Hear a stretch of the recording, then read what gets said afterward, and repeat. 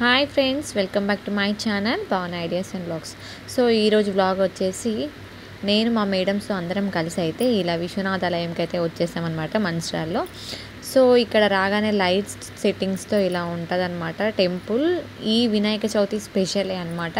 9 నవరాత్రులు ఇలా అందంగా చేస్తారనమాట. ప్రతి ఒక్కటి ఇట్లా వెరైటీగా ప్రతి ఇయర్ చేస్తారు. సో ఇలా ఇక్కడ డ్యాన్స్ పర్ఫార్మెన్స్ అయితే చేస్తారు. రోజు ఒక పర్ఫార్మెన్స్ ఉంటుందన్నమాట. ఆ తర్వాత చూడండి, ఇక్కడ శివుని విగ్రహం ఉంది. ఎంత బాగుందో చూడడానికి, 2 కళ్ళు సరిపోవట్లేదు. ఆ తర్వాత ఇక్కడ గణపతులు అన్నమాట. ఏ గణపతులు అనేది ఇట్లా నర్తన గణపతి, మహాగణపతి, బాల గణపతి, ఇలా అన్ని రకాల గణపతులు ఇలా ఒకటి తర్వాత ఒకటి మంచిగా అందంగా పెట్టారనమాట. చూడండి, వీర గణపతి, మహాగణపతి.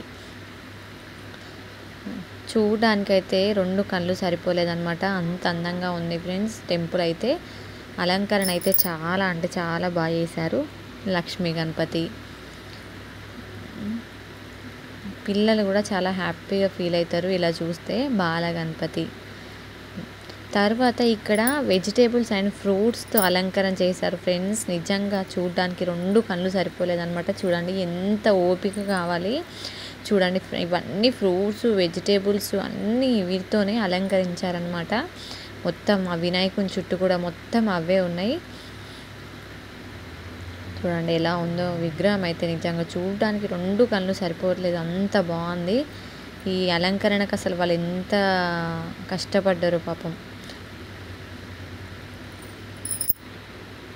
ఎంత బాగుందో వినాయకుడు అయితే. మధ్యలో ఒక ఫేస్ మాత్రమే కనిపించేటట్టు మొత్తం అలంకరణ చేశారు. సో ఇలా ఫొటోస్ అయితే దిగామన్నమాట, చిన్న చిన్న క్లిప్స్. సో ఇది ఇవాళ వీడియో ఫ్రెండ్స్. Bye friends.